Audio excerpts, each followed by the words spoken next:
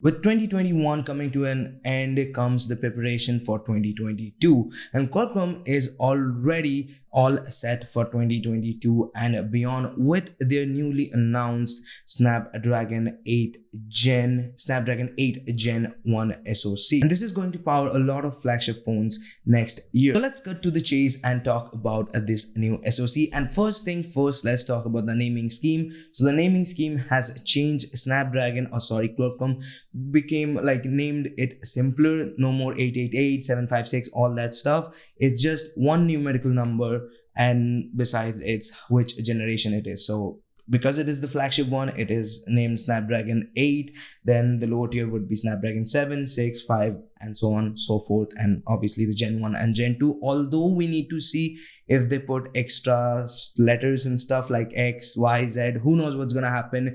But now let's talk about how this processor performs. That's the biggest question, right? Well, on the CPU side of things, it is 20% faster and 30% efficient than its predecessor. Now on paper, this doesn't sound a huge improvement, but you have to understand this: the last gen or its predecessor, the Snapdragon 888, was already a behemoth of a CPU. It was very much powerful and very much efficient. So there is no doubt that the phones are coming with this new SoC, the 8 Gen 1, are not only going to be much more powerful than its last generation, but going to be much more efficient, giving you better battery life. And like every year, this year's buzzword was the AI, or better and much more improved AI. But I think I can get behind this year's AI features, because especially on the camera department, because nowadays smartphones are less reliant on the camera hardware itself than how the processing happening on the back end. With this new and improved ISP, the chip can handle 4096 more data point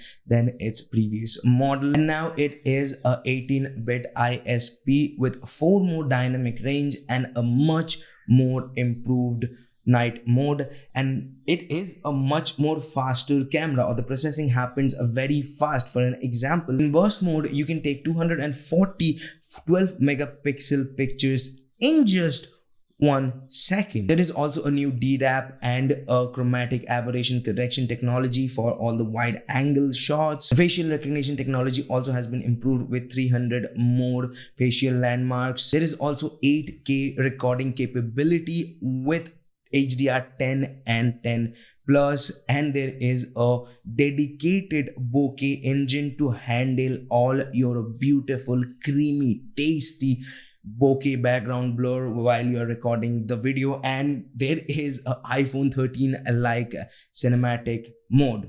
What more could you ask for? But the AI trickery doesn't end there. It also slips into the gaming performance. With the new Adreno GPU being 30% faster, it comes with its new bells and whistle, like a frame motion enhancing detecting engine, a frame motion engine. With it you can double or at least maximize your frame rate, so you can get a smoother experience at the same power level, which simply means if you are playing a game and you are getting a laggy 15 fps, the AI will intelligently slip a few frames to make it smoother 30. And also there is a new DLSS like feature, a super sampling feature, like where the game will render at a lower resolution, but while you're playing it, it will be upscaled to a higher resolution to not only give you better frames but also make it visually appealing. But all these features, especially these two, we haven't seen this how it works,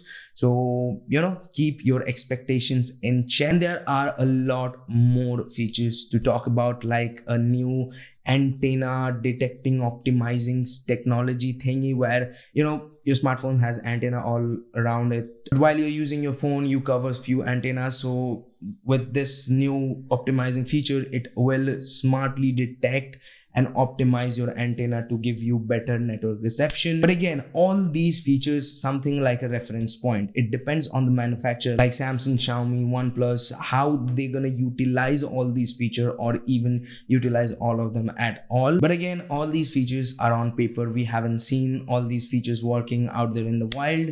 So till then, you can like this video if you liked it. If you haven't, well, leave it as like. And if you want to watch more videos from us, check out this video right here. And if you want to subscribe to this channel, which I really appreciate if you do that, well, do it by here.